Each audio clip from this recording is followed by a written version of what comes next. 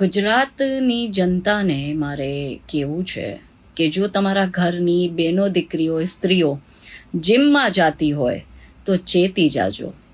જે પ્રકારે જીમ જિહાદ ગુજરાતમાં વધી ગયું છે ને એમાં કેસ ઉપર કેસ આવે છે ને હાલ એક કેસ આવ્યો કે સુરતમાં એક જીમ ટ્રેનર છેલ્લા 7 વર્ષથી એક હિન્દુ મહિલાને બ્લેકમેલ કરતો, એનું શોષણ કરતો. મહિલાએ છેલ્લે આ વાત એના પતિને કરી અને એમનો પતિ જ્યારે મોહમ્મદ શબ્બીરને મળવા ગયો અને એમને કીધું કે તું મારી ઘરવાળીને હેરાન કરવાનું બંધ કર દે, ત્યારે શબ્બીરે એમને એમના પત્નીના આપત્તિજનક વિડીયો ને ફોટો દેખાડીને ધમકી આપી કે મને 5 લાખ રૂપિયા આપ, નહીં તો તારી પત્નીના ફોટો ને વિડીયો મારી પાસે છે.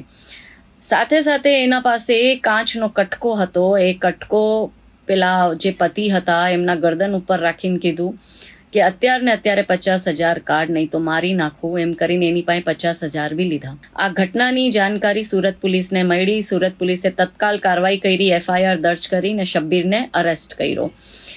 એવો જ એક કેસ હમણાં થોડાક દિવસ પહેલા જામનગરમાં, હું રહું છું એટલે જામનગરમાં એક નાબાલિગ છોકરી જે જીમમાં જતી હતી એ કેસ આવ્યો હતો. અમે જ્યારે છોકરીના પેરેન્ટ્સને કોન્ટેક્ટ કર્યો ને એના પિતાને કોન્ટેક્ટ કર્યો, આ બધું પકડાયું કીધું, ત્યારે એના પિતાએ છોકરીનું જીમ જવાનું બંધ કરાવી દીધું ને એમ કીધું કે મારે આગે કંઈ કાર્યવાહી નથી કરવી.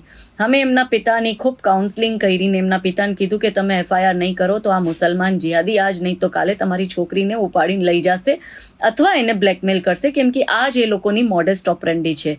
એના પિતા જે હિન્દુ સમાજથી બિલોંગ કરે છે એની નાતીના પ્રમુખ હતા, એટલે સમાજની શરમની મારે એને FIR ન કરીને અમારા હાથ બંધાઈ ગયા. લગભગ બધા જીમોમાં આવું થાય છે. મેક્સિમમ જીમ્સમાં જીમ ટ્રેનર મુસલમાન છે.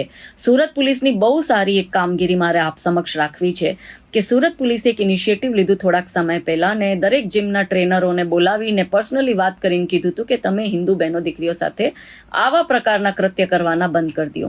હવે જે ગુજરાતનું પુરુષ સમાજ છે એ સમસ્ત હિન્દુ પુરુષોને કેવું છે કે આપના પરિવારની બહેનો દીકરીઓ જીમમાં જાય છે તો કયા જીમમાં જાય છે, અહીંયા કયો ટ્રેનર છે, તમે પોતે નજરે જઈને જો તે જીમમાં 100% હિન્દુ એમ્પ્લોઈઝ છે અને હિન્દુ લેડી ટ્રેનર છે, તો લેડી ટ્રેનર પાસે જ તમારા ઘરના પરિવારના બહેનો દીકરીઓ જાય એ તમારે સુનિશ્ચિત કરવું પડશે. દરેક જગ્યાએ સરકાર કે પોલીસ નહીં પહોંચી શકે, દરેક જગ્યાએ અમારા જેવા કાર્યકર્તા બી ન પહોંચી શકે. તમારી પણ થોડીક જવાબદારી બને, કેમ કે માણસ તમારા ઘરનું છે એટલે થોડાક સાવચેત થઈ જાઓ. આ જ મારે કહેવાનું હતું. ઘરની વીજળી સ્વયં બનાવવા આજે સે સોલારનો સંપર્ક કરો.